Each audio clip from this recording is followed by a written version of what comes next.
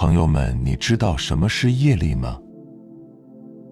业力的思想可追溯到古印度哲学和信仰，包括耆那教、佛教和印度教，有时被概括为善有善报，恶有恶报。然而，业力远比这要复杂和微妙得多。根据因果法则，即所谓的业力，每一个想法、行为和意图都会产生相应的影响。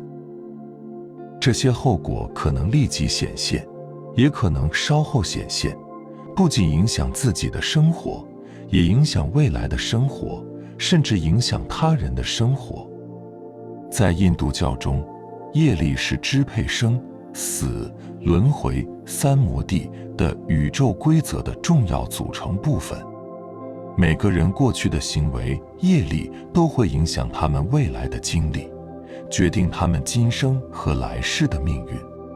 有害的行为会带来痛苦，而有益的行为则会产生相反的效果。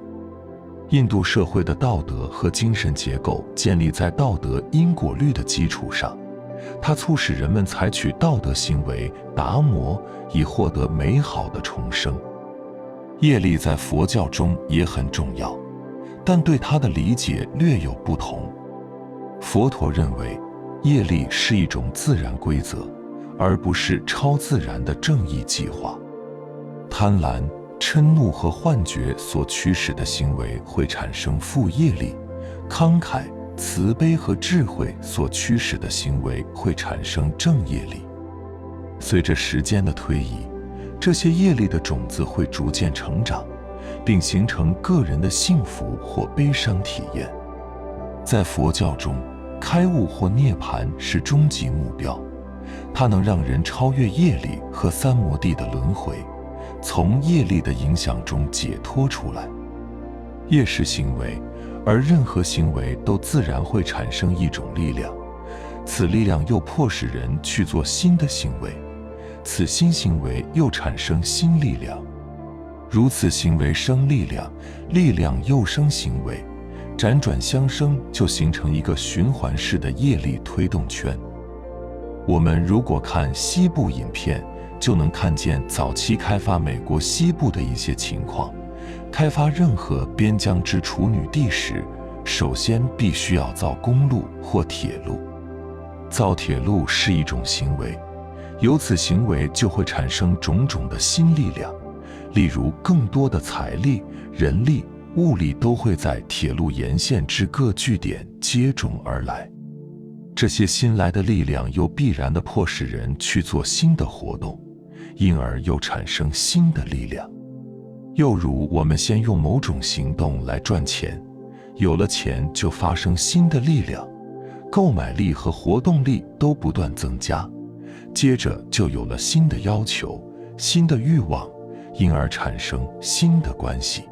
衣食住行皆发生了改变，愈来愈趋于复杂。赚钱的目的原是要用钱替人服务，结果往往变成人替钱服务了。人发明机器，原是为了替人服务，做省力的工具，但今天却因为机器费心烦神之事越来越多，人也几乎成为机器之奴隶了。由此看出，行为不但产生力量，而且会产生一种压迫人和约束人的力量，使人不得不接受由行为所产生之后果或约束力。再举一浅显之例，结婚式的行为业，做了此行为之后，就要履行此行为所引起之种种义务及后果。因此，凡做一事或一业，必会产生一种力量，此力量一面驱使作者去继续做新的行为，一面会产生一种不可见之约束力，此即业力之基本含义。因此，行为大多不能产生自由，却能产生约束性的后果。俗话说，多一事不如少一事，就是为了避免做某种业而反被束缚的意思。业力之力，虽然眼不易见，但却能感觉得到。我们如果站在闹市中的高楼上，向下面的马路上冷眼观察，看见那些熙攘往来的汽车和人群，那种匆忙紧张向前奔跑的样子，就会自然地感觉到，在人群的背后，有一股巨大不可思议的力量在驱使他们不由自主地往前奔赶，这就是业力。如果我们自己也夹杂在马路上的人群中一起向前奔走，则不太容易觉察到业力在驱策着我们。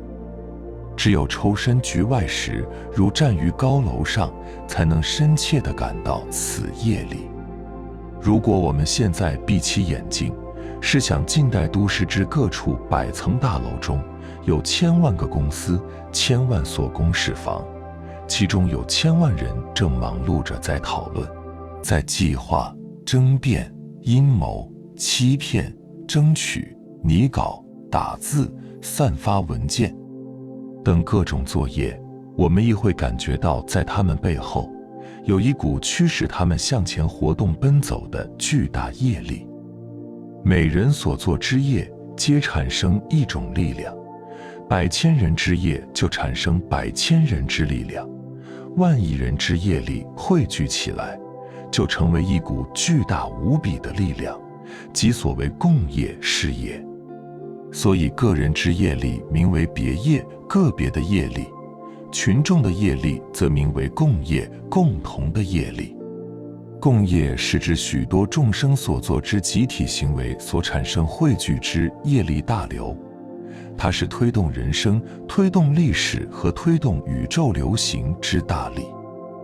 业力即是驱使、创造和毁灭一切有情生命及其世界之原动力。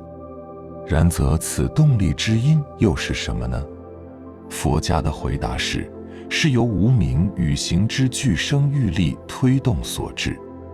无明，梵文是 avidya， 是不知、愚痴的意思。行是 samskara， 是一种冲动 impulse， 一种必须要去行动的本能冲动。用现代的习语说，无明与行就是一种先天的盲目活动欲，或深藏于潜意识中的盲目冲动欲，此即佛法四圣谛中的极地所明者。但为了易于了解起见，自引用西哲叔本华士对此问题之解释或更为清楚。他说，推动世界之原动力，就是人类潜意识中俱生所藏之意欲。此根本意欲主要的有两个，一是生存欲，一是活动欲。此意欲即是真正之自我。在作为意志和表象的世界一书中，叔本华说，在意识之深处，我见到了那个真实的基层的真我，那是一个原始的、超越时空的和无有起因之活动力。此活动力所表现的是一种本能的欲望冲动、渴求。此俱生之意欲就是真正的我，人之肉体只不过是此俱生欲之标志而已。此俱生意欲表示于盲目动力，即形成无生命的石头或金属；表现于意志活动，即形成人类之自觉的新意识活动。在植物界中，我们也能看见此朦胧意识之冲动及挣扎。树林因为需要阳光，所以不自觉地拼命向上长；因为需要水分，所以死命地延伸至地层深处。意欲导致各种生物之有序生长及指导其种种适宜之活动。意欲为了满足自己的需要，就创造出各种适宜的器官以达成目的。例如，野兽因为要吞食及攫取动物，所以长出尖齿利爪和坚实之肌肉来；因为要用头来自卫，所以就长出脚来。所以说，生存之意欲乃生命现象之原动力。叔本华此处所说的意欲，似乎具有极大之神秘智慧和能力，因为它能巧妙地创造出生物之奇妙器官来。老鹰有一双特别锐利的眼睛和爪子，以为其求生之工具。刺猬浑身都是刺，乌龟长出硬壳来自卫。此皆潜意识之意欲使之如此生长，以达成生有之目的者。至于活动欲为众生本能之要求，则更属明显的事实。被捆绑的动物是苦不堪言的，牢狱的生活人皆视为畏途。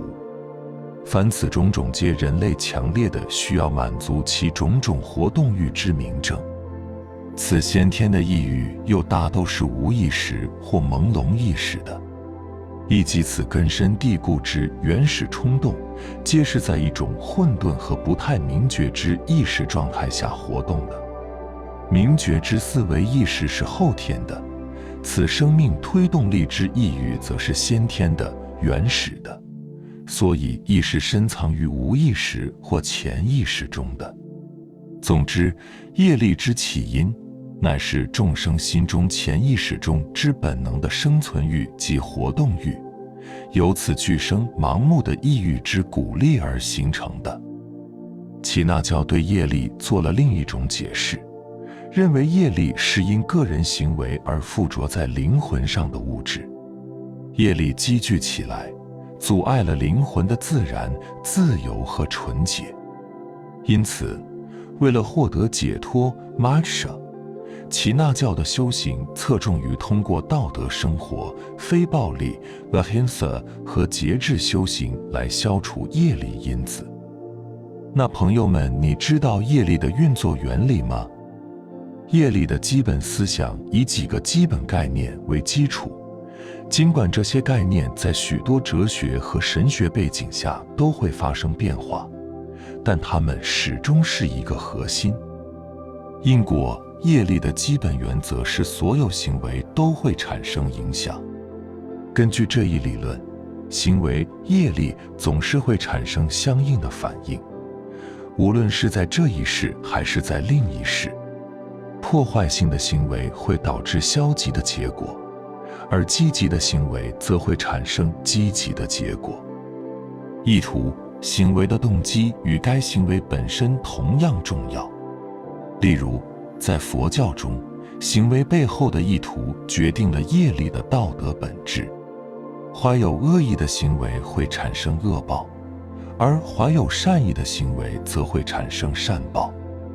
连续性业力会在以后的转世中持续存在。尽管一个人的行为可能不会立即显现，但它可能会影响他的下一世。这种连续性强调了道德行为和对自身行为觉察的重要性，因为它们会产生持久的影响。个人责任，业力强调个人责任。每个人都要对自己的行为及其后果负责。这一思想让人们通过有道德的生活和深思熟虑的行为来掌控自己的命运。道德秩序，业力意味着宇宙具有道德秩序，这意味着道德法则支配着宇宙，善行与恶行最终会达到平衡。这种道德秩序鼓励人们过符合普世正义价值观的道德生活。救赎与转变，虽然业力遵循因果法则，但它也允许救赎和转变。积极的因果关系可以发展，个人可以通过自我意识、道德行为和诚实努力来克服消极的因果关系。这将带来精神成长和灵性自由。非常感谢您能听到这里，看到这里，希望你能有所启发和触动。